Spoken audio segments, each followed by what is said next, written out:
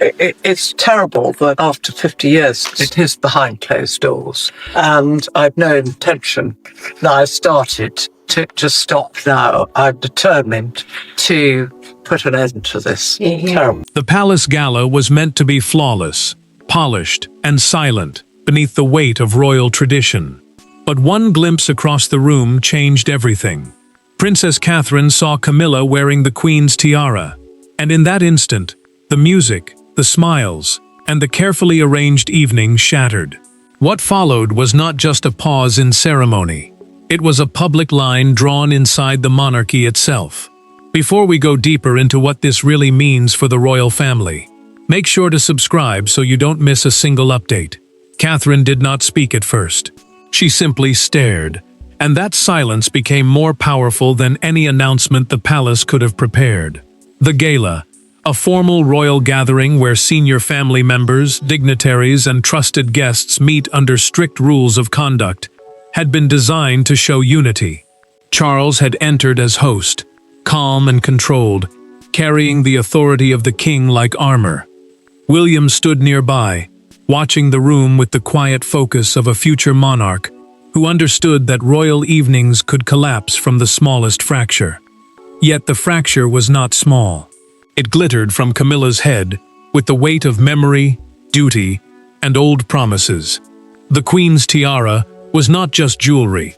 A tiara in royal life is a ceremonial piece worn during major formal events, but this one carried something far deeper: the echo of the late monarch, the pain of farewell, and the unspoken rules that guarded her legacy. Catherine felt that weight strike her all at once. Her face changed before her hands moved. William noticed it immediately, because he knew her calm, and he knew when that calm had been broken. The prince stepped closer, not to stop her, but to stand near enough that she would not face the moment alone.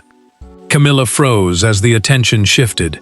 The queen consort tried to hold her posture, but the room had already turned, and she could feel it. What she had worn as a sign of rank now looked, to others, like a challenge. Charles saw it too. He set down his glass without a word, and that small action carried the force of confession. The king did not look surprised enough. He did not move quickly enough. And in that hesitation, Catherine understood something chilling. The tiara had not appeared by accident. Catherine finally halted the gala with a controlled request that cut through the room like a blade. No anger, no shouting, just a command wrapped in heartbreak. Camilla remained still. William watched Charles, and the monarch stood trapped between the woman beside him and the promise behind him. That was when the evening stopped being a celebration and became a reckoning. But to understand why one tiara could stop an entire palace, the story must move from the glittering room to the people trapped inside its silence. In that frozen moment, the gala stopped being about ceremony and became about people. Catherine stood with hurt in her eyes. Camilla held her posture while the room watched. Charles looked trapped between duty and marriage. William measured every breath like a man deciding whether to protect peace or expose the truth. The tiara had not simply appeared. It had chosen sides before anyone said a word. Catherine understood the danger faster than anyone else, because she knew what royal symbols could do. They could comfort a nation, but they could also reopen wounds that the palace had spent years trying to hide. The Queen's tiara, a ceremonial jewel worn at formal royal events and tied to the late monarch's memory, carried more than sparkle. It carried farewell. It carried loyalty. It carried the quiet promise that some things would never be used carelessly. For Catherine, seeing it on Camilla did not feel like a wardrobe choice. It felt like a message. Camilla felt the room change around her. The queen consort, meaning the wife of the reigning king who holds royal status beside him but does not rule in her own right, had always known that acceptance came slowly. Every smile she received was measured against history. Every jewel she wore was compared to women who came before her. So when Catherine's eyes locked on the tiara, Camilla did not only feel judged, she felt exposed. Beneath her calm face, anger rose, but humiliation rose faster. William moved closer to Catherine and asked quietly, "Are you certain?" His voice stayed low, but the question carried a warning. The prince knew his wife would not stop a palace gala over simple emotion. He knew Catherine chose silence unless the moment demanded courage. When she answered with one small nod, William's face hardened. He looked from Camilla to Charles, and in that look, the future king began to understand that this was not about fashion. It was about a private instruction that someone had chosen to ignore. Charles avoided Camilla's eyes, and that avoidance said too much. The king had been host of the evening, guardian of order, and the one person expected to protect every fragile line inside the family. A senior aide reached toward the program schedule, the formal list that controls the order of speeches, greetings, and ceremonial moments during a royal event, but Charles stopped him with one raised hand. The monarch did not explain. He did not soften the silence. He simply held the room in place, as if one wrong word could break the crown open. Catherine watched that gesture and felt the truth pressing closer. Camilla had worn the tiara, William had seen the meaning, and Charles had hesitated at the exact moment clarity was needed. The gala remained suspended, but the real story had already moved backward into memory. And behind Catherine's reaction was not impulse, but one earlier moment that had turned the tiara into a royal fault line. Long before the gala doors opened, the danger had already been planted. It began in a private family meeting at Windsor, where one tiara was discussed in hushed voices, and one promise was treated like a final command. Catherine had never forgotten that day. William had never dismissed it. And when Camilla entered the gala wearing the same piece, the past walked into the room with her. Catherine remembered the meeting with painful clarity. Windsor was not just another royal home in that moment. It was the place where the family gathered after loss, where grief had to sit beside duty. The Queen's personal jewels, meaning the pieces closely linked to her private life and public reign, were discussed with care because they carried memory as much as value. Charles spoke quietly that day. William listened without moving. Catherine understood why the tiara mattered. It was not meant to decorate power. It was meant to protect remembrance. William had treated that promise like a test of the family's word. The prince knew the monarchy survived because people believed its symbols meant something. If one promise could be bent for convenience, then another could be bent for pride, and soon nothing sacred would remain untouched. Catherine felt the same danger, but for her it was more personal. She saw the Queen's empty chair during that meeting and felt the ache of absence. That chair said what no one dared say aloud. The monarch was gone, but her wishes still had to be honored. Charles gave that wish a name, in the private conversation later remembered as the Windsor Jewel Understanding. It was a simple agreement, a family promise, that the Queen's tiara would not be worn publicly by Camilla without full consent from the senior royals. The understanding was not a law, but inside palace life, such agreements can carry the force of command because they protect trust between people who must stand together before the world. Charles agreed. William heard him. Catherine believed him. And that belief became the line Camilla crossed the moment she entered the gala. Camilla had heard of the understanding before the evening began, and it wounded her more than she admitted. The queen consort believed the restriction placed her outside the heart of the monarchy, as if her title could be accepted, but her place still questioned. A palace dresser, in a documented staff account prepared after the gala, warned Camilla that choosing the tiara might cause pain. The warning was gentle, but clear. She dismissed it as unnecessary caution, telling herself the family had to move forward. Yet moving forward without agreement was not healing. It was provocation. Charles also knew more than his silence revealed. The king received a note before the event, listing the chosen jewels, and the Queen's tiara was written plainly among them. He did not stop it. He did not demand another piece. He allowed the evening to continue until Catherine's face changed across the room. That was why his hesitation became impossible to ignore. Catherine lowered her eyes as the memory of Windsor returned, and William saw the same truth settle over her. The buried understanding now demanded an answer. Did Camilla defy it alone, or did Charles allow the line to be crossed?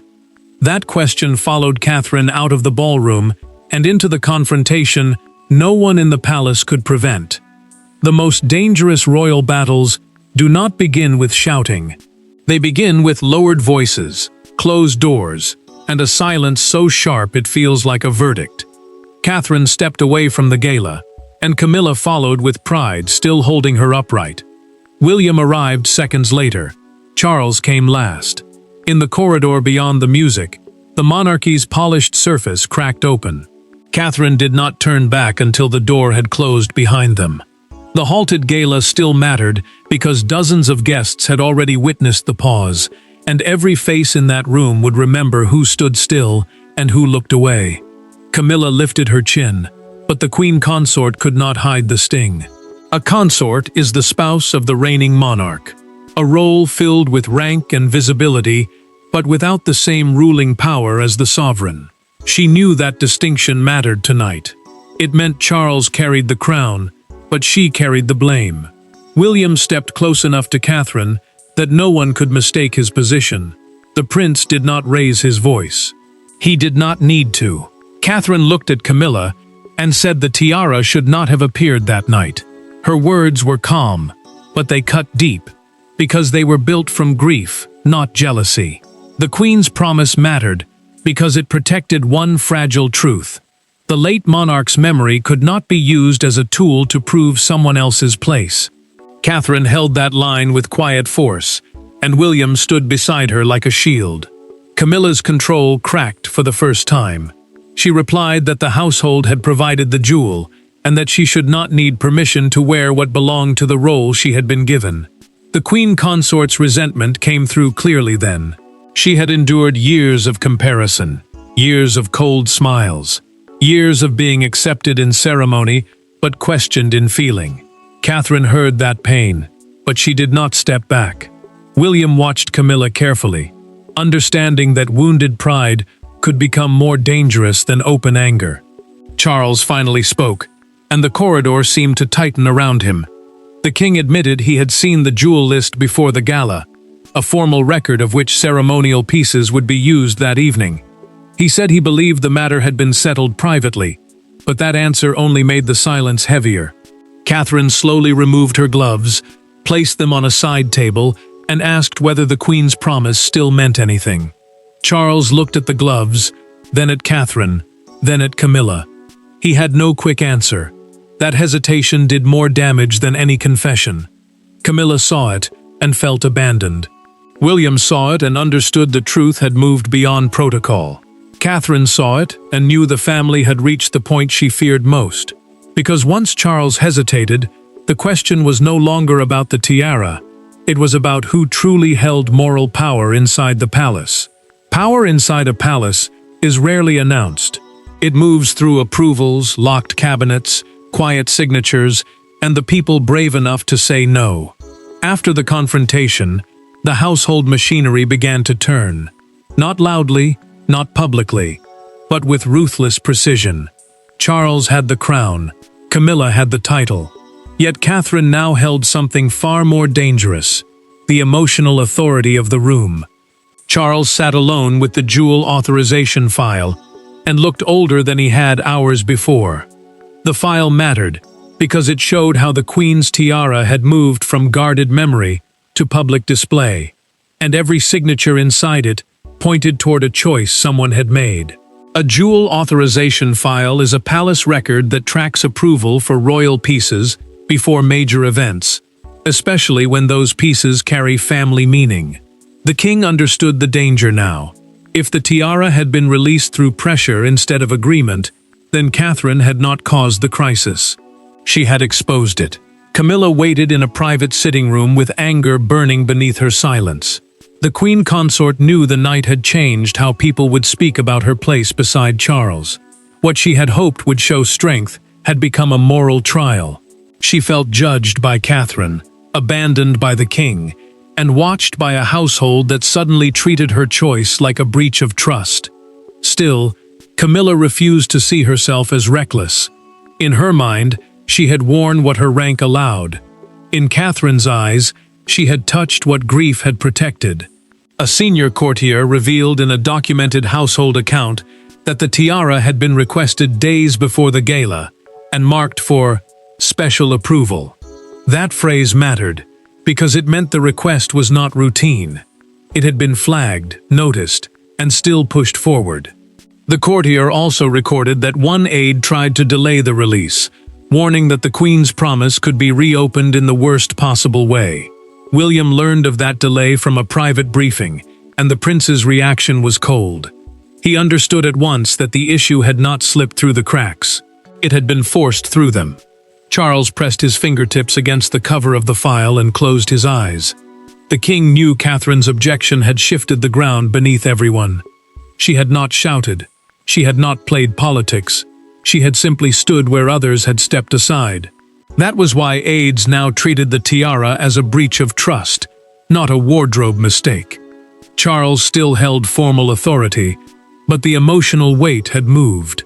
It had moved toward Catherine, because she had defended the one thing no palace machine could fake: respect for the Queen's memory. Charles finally opened his eyes and gave the order no one expected. The tiara would be frozen from future use until the family reached a clear agreement. Camilla heard the decision and went still. William heard it and understood Catherine had changed the balance without demanding power. The freeze did not calm the palace. It confirmed the truth everyone feared. Catherine's stand had already reached the center of royal control. And as word moved through the household, the first consequences began falling with brutal speed. By midnight, the palace no longer felt like a home of ceremony. It felt like a house counting damage. Doors closed, phones lit up. Aides whispered in corners, and every whisper carried the same question: who would be blamed? Catherine had halted the gala, but Charles had frozen the tiara. Camilla understood what that meant. The decision had moved from embarrassment to consequence. Charles sent the first order through the household before anyone could shape the story for him. The remaining ceremonial portion of the gala would be cancelled, and the reception would be shortened before the tension spread further. A ceremonial portion is the formal part of a royal event, where speeches, greetings, and symbolic moments are carried out in a fixed order. That mattered because canceling it showed the palace no longer trusted the evening to continue safely. The king had not just paused a schedule. He had admitted, without saying it openly, that Catherine's objection had exposed something serious. Camilla returned to her room and removed the tiara without a word. The queen consort's hands trembled as anger gave way to wounded pride. She had entered the gala, believing the jewel would confirm her place beside Charles. But now the same piece was being sent back like evidence. That pain cut deep. Camilla felt punished in private after being judged in public, and every quiet step around her sounded like another person deciding she had gone too far. Still, she could not escape the truth. The tiara had become heavier after she took it off. Catherine sat with William afterward, shaken but steady. The princess knew the halt would be judged by the family, the household, and eventually the public. William understood that too, which was why he rejected the first palace statement the moment it reached him. A palace statement is the official wording released to explain events, and one careless line can decide who appears guilty. The draft called Catherine's action an emotional response to a ceremonial misunderstanding. The prince folded the paper in half, placed it on the desk, and said she would not be made the scapegoat. Charles then sent word that the tiara would be returned to the vault before morning. The vault, a secure royal storage place for priceless jewels and historic pieces, mattered because returning the piece there turned a private argument into an official restriction. The king's order felt like a quiet rebuke to Camilla, but it also protected Catherine from being painted as reckless. A palace aide revealed in a recorded internal briefing that several guests had seen the exact moment Catherine stopped the gala. Secrecy was no longer possible. The room had witnesses. William looked at Catherine and understood the next battle would not be about what happened, but how it would be remembered. Camilla stood alone with the absence of the tiara pressing against her pride. Charles tried to control the damage, but the decision had already escaped him. When the palace had finished managing the room, two women were left to face what the tiara had really exposed. The turning point did not come in a council meeting or through a palace statement. It came in a private room, with no aides, no formal titles, and no one left to perform for. Catherine and Camilla faced each other after the damage was done. The tiara was gone. The guests had left. And for the first time that night, both women spoke not as symbols, but as wounded people. Catherine agreed to the meeting before dawn, because she understood what silence could become. If the wound stayed open, it would harden into something permanent, and the monarchy could not afford another private fracture disguised as public calm. Camilla arrived without the tiara, and that absence changed the room at once. The queen consort no longer carried the jewel that had caused the storm. She carried only the hurt it had revealed. For Catherine, that mattered because the issue had never been victory. It had been memory, trust, and the fear that the queen's final wishes were being pushed aside too quickly. Camilla sat across from Catherine and waited for blame, but the princess did not give her a performance. She spoke softly and said she had not tried to humiliate her. She had not wanted the room to turn cold. She had not wanted Charles trapped between them. But when she saw the queen's tiara, a ceremonial jewel tied to the late monarch's public life and private legacy, she felt something sacred had been used before the family was ready. Catherine said the promise was not about excluding Camilla. It was about protecting everyone from rushing grief into display. Camilla listened, and for the first time that night, anger lost its strength. The queen consort admitted she had felt forever measured against women who came before her, forever accepted by rule, but questioned by feeling. Wearing the tiara had seemed, to her, like proof she finally belonged beside Charles without apology. Yet Catherine's words forced her to see the other side. What Camilla saw as acceptance, others had seen as possession. What she saw as belonging, Catherine had seen as the queen's memory being pulled into a battle it never asked to fight. Catherine did not soften the truth, but she did not sharpen it either. The princess told Camilla that the family needed time, not punishment.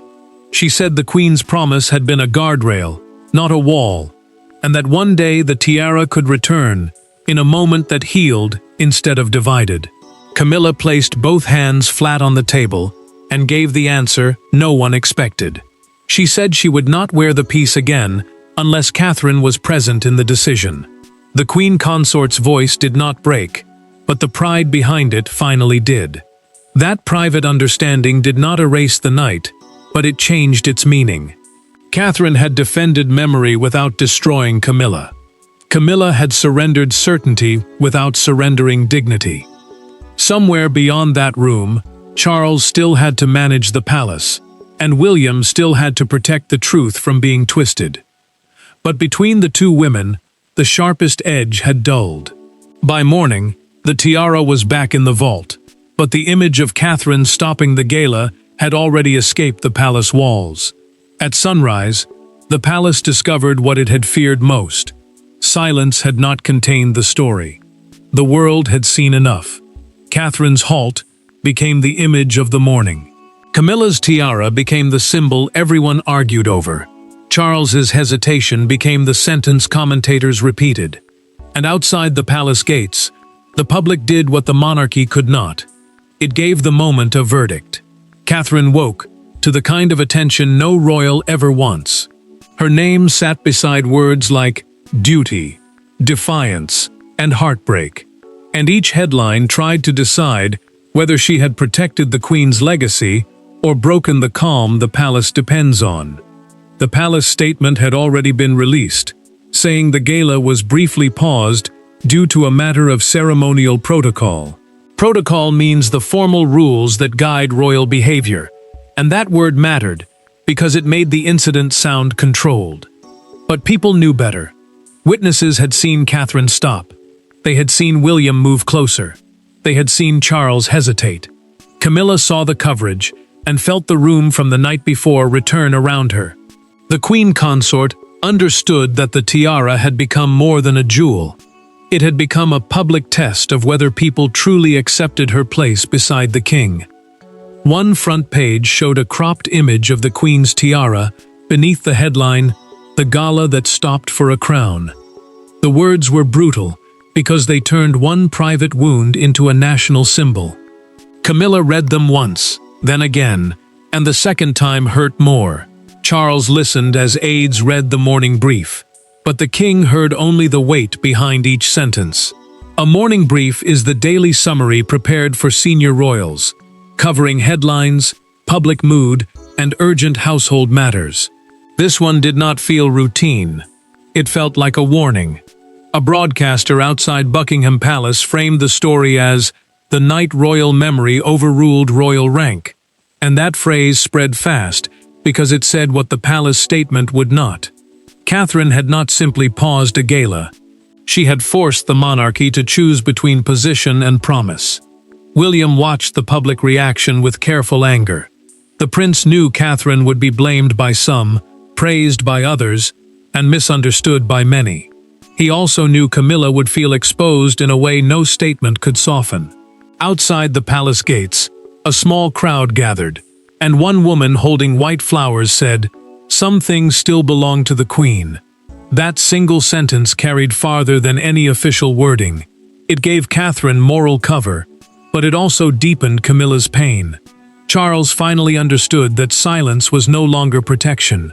The king could not let the palace hide behind careful phrases, while Catherine carried the burden and Camilla carried the shame.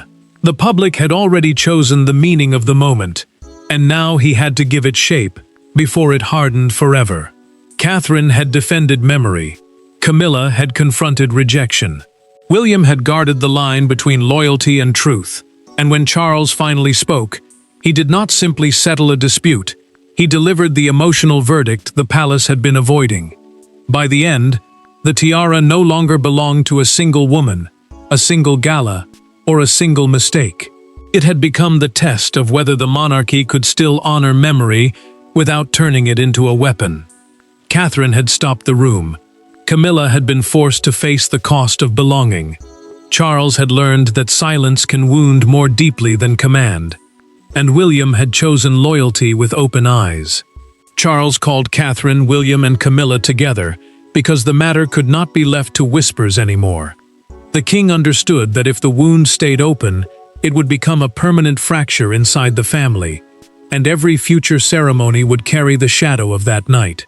A final vault order is a written instruction controlling whether a royal jewel can be removed from secure storage.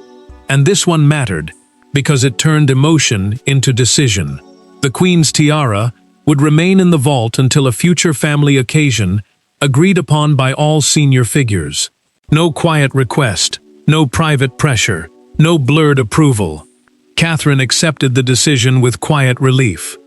The princess did not look victorious, because this had never been about winning. It had been about protecting the Queen's memory from being pulled into a struggle for acceptance. Catherine knew the monarchy survived not only through titles, but through trust, restraint, and the belief that symbols still meant something. William saw that relief in her face, and understood why he had stood beside her from the beginning. The prince made it clear that her stand was not rebellion. It was loyalty in its purest form, the kind that tells the truth before damage becomes tradition. Camilla accepted the restriction with visible pain. The queen consort had wanted the tiara to prove she belonged, but the decision forced her to face a harder truth. Title alone cannot create emotional acceptance. Charles looked toward her and finally admitted what he had avoided all night. The king said his mistake was not simply allowing the tiara to appear. His real mistake was allowing ambiguity to grow where clarity was needed. That admission changed the room. Camilla heard it as both an apology and a boundary. Catherine heard it as the truth finally spoken aloud. Charles placed the final vault order on the table and signed it once. The king left the pen beside the document without another word, and the silence that followed no longer felt dangerous. It felt settled. William looked at Catherine, and Catherine looked down for a moment, not in defeat, but in release. Camilla remained still, carrying the pain of the decision, yet also understanding that dignity sometimes means accepting the line before it destroys everyone around it. The gala would be remembered as the night Catherine defended the meaning of royal memory, Camilla confronted the limits of rank, and Charles chose preservation over pride. The monarchy did not collapse that night. It corrected itself. The tiara returned to silence, but the message remained unmistakable. Some symbols cannot be worn into legitimacy. They must be earned through trust. There is no unresolved ending here. The palace learned that crowns may command attention, but memory still commands the heart. Thanks for watching. Please don't forget to like and subscribe, and we will see you in next one.